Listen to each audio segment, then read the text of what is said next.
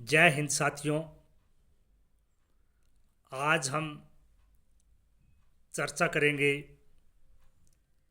शिक्षक, अभिभावक और विद्यार्थी के बीच की एक महत्वपूर्ण कड़ी, जिसमें उनका संवाद और सामंजस्य कैसा होना चाहिए।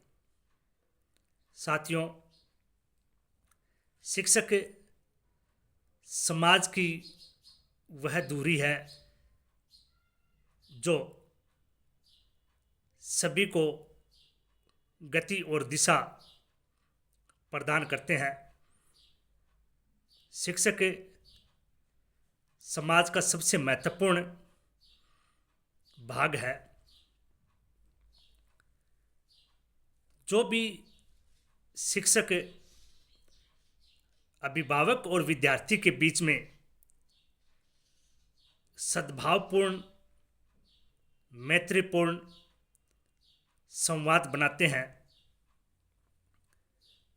वो अपना आदर्श व्यक्तित्व का निर्माण करते हैं।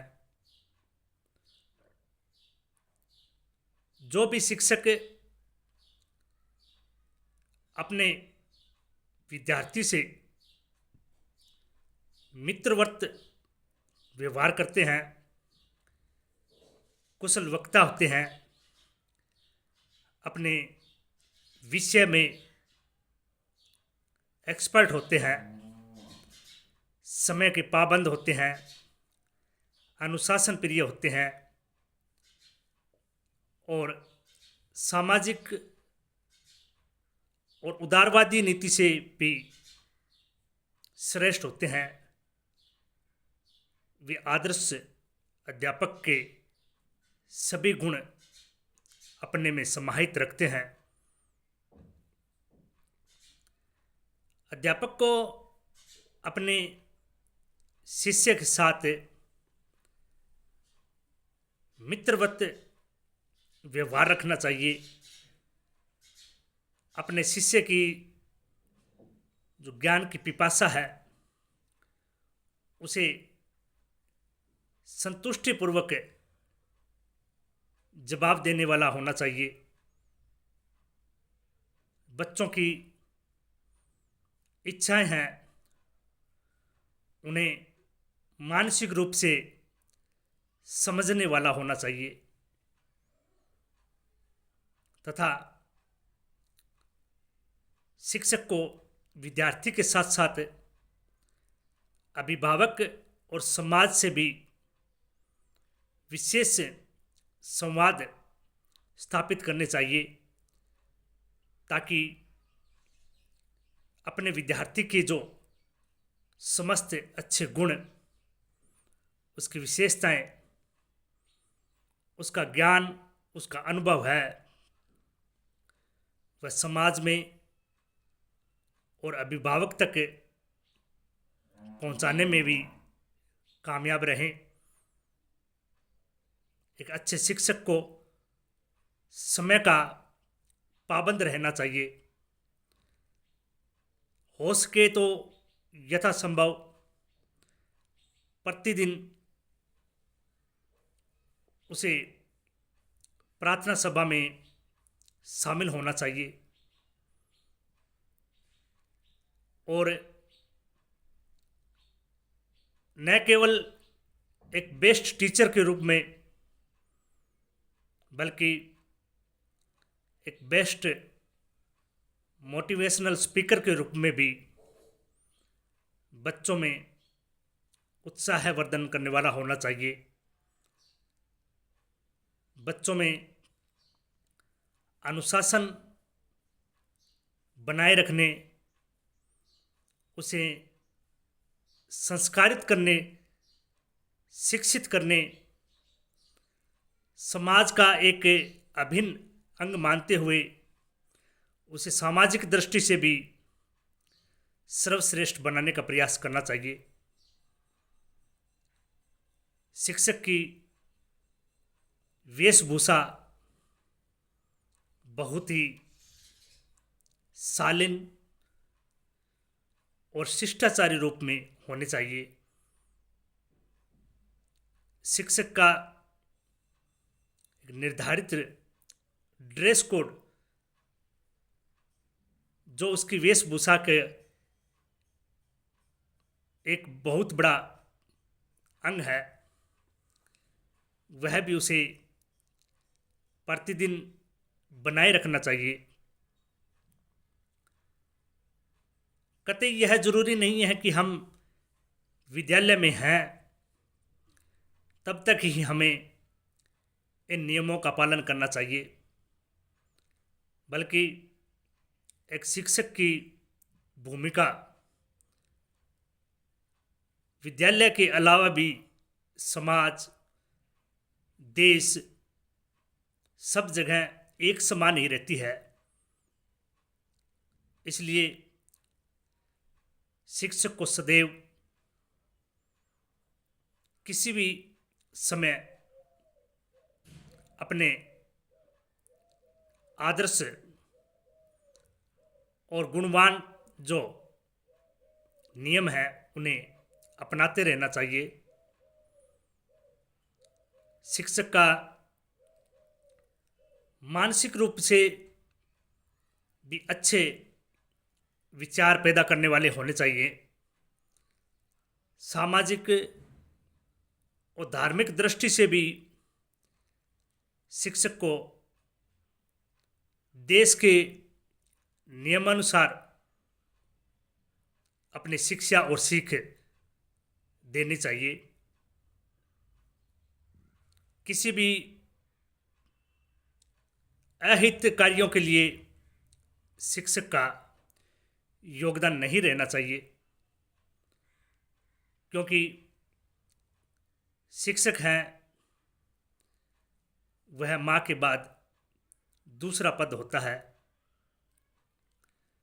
जब बच्चा जन्म लेता है और विद्यालय नहीं आता है, तब तक उस बच्चे की शिक्षक है वह माँ होती है। माँ के सानिध्य में ही बच्चा अपनी सारी जो नियमावली है, उसे क्या करना चाहिए, क्या नहीं करना चाहिए, कैसे आगे बढ़ना चाहिए, क्या खाना चाहिए, कैसे उठना बैठना सीखना, ये सारी गतिविधियां माँ ही उस बच्चे को सिखाती है।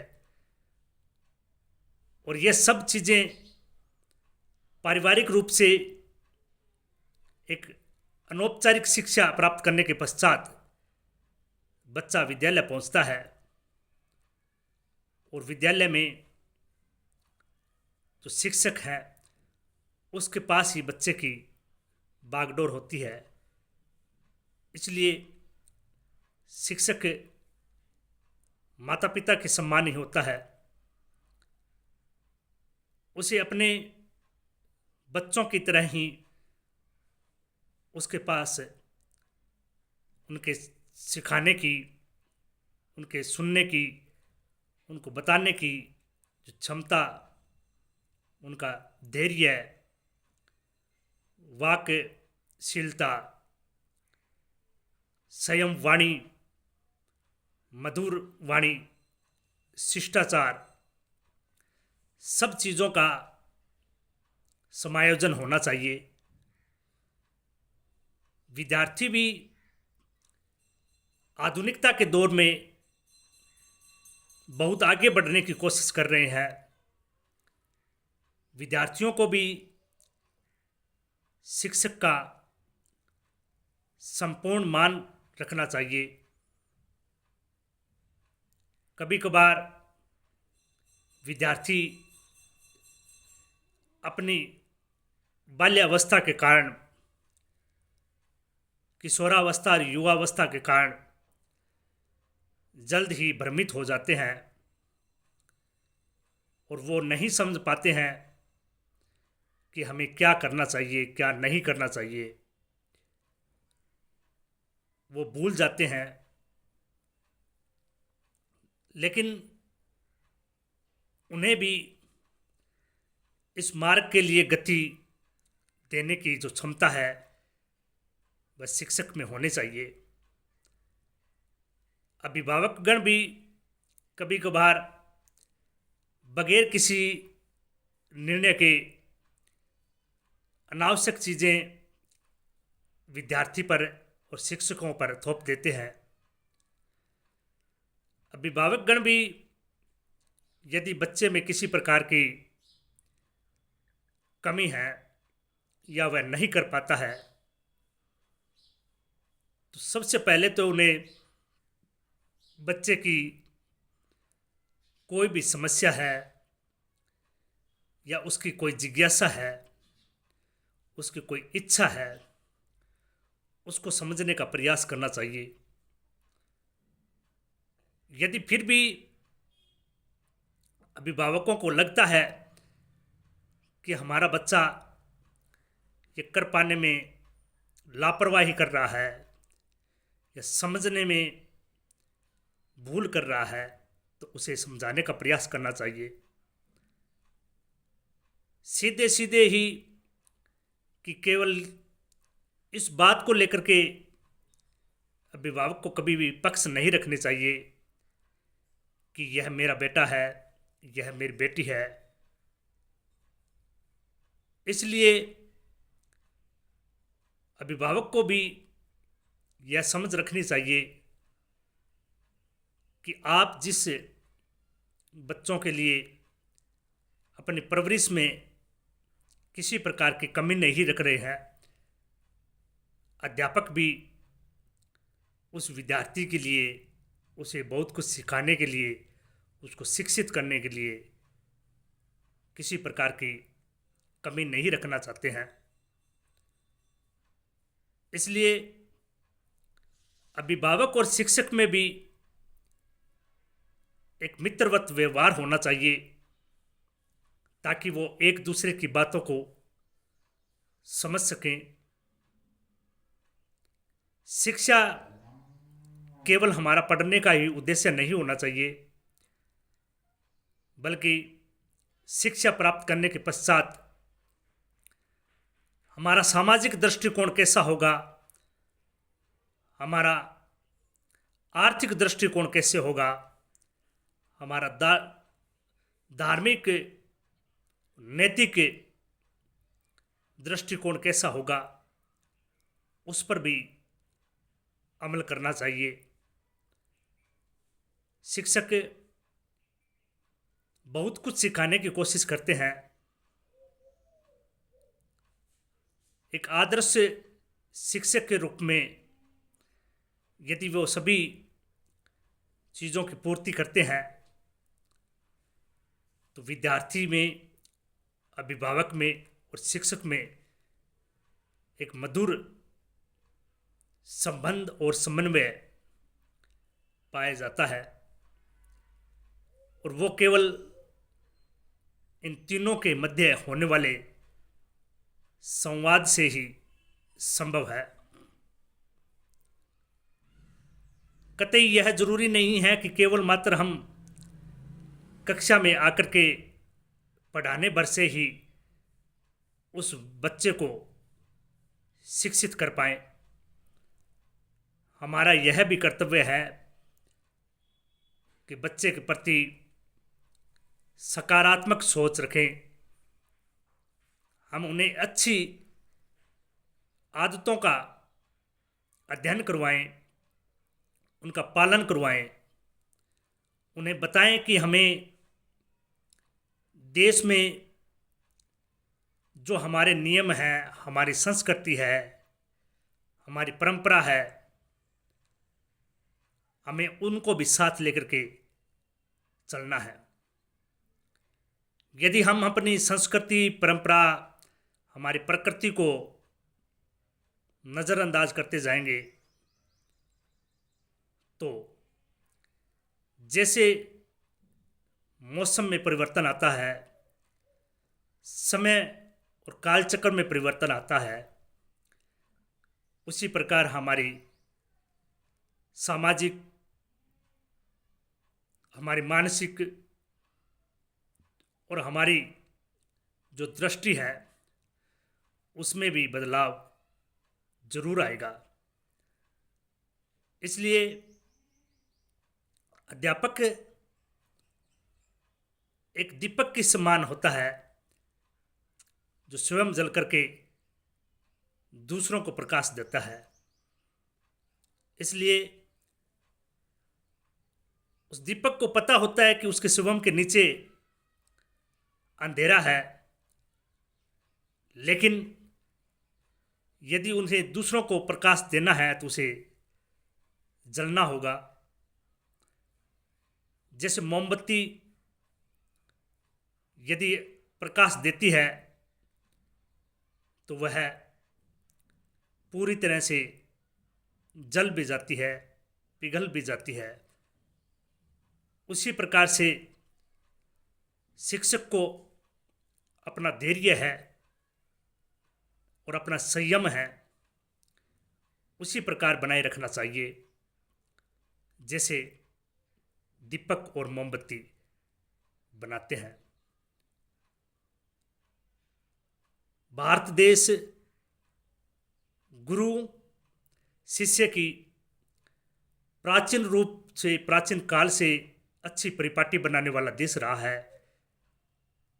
आधुनिकता के दौर में हम इसे पीछे छोड़ करके नज़रअंदाज कर रहे हैं। हमें ऐसा नहीं करना चाहिए। एक आदर्श शिक्षक के रूप में, एक आदर्श विद्यार्थी के रूप में, एक आदर्श अभिभावक के रूप में हमें समन्वय बनाए रखना होगा।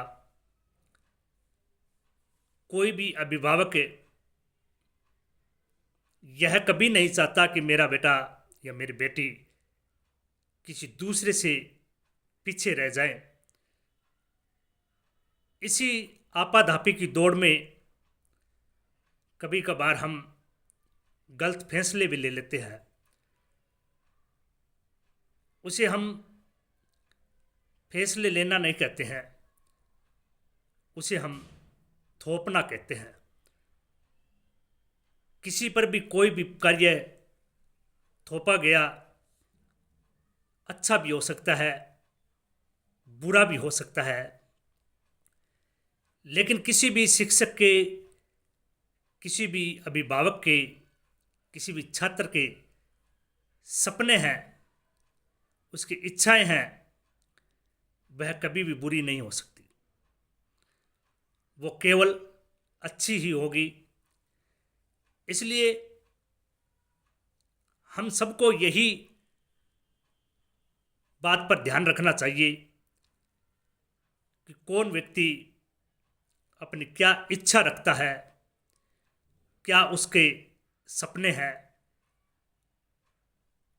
तो उसे हम सब मिलकर के श्रेष्ठ बनाने का कोशिश करें, ताकि यदि वह कम अंक भी लाता है, यदि वह कम पढ़ता है, यदि वह बीच सत्र में ही अपनी पढ़ाई छोड़ देता है, लेकिन फिर भी जीवन के लिए जो सबसे महत्वपूर्ण पहलू है उसका लक्ष्य, यदि लक्ष्य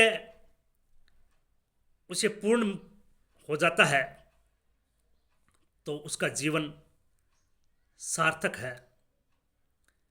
बेहतर है कि हम उसके लक्ष्य को, उसके सपने को, उसके जीवन को सार्थक होने के लिए प्रयत्न करें। अनावश्यक किसी भी प्रकार की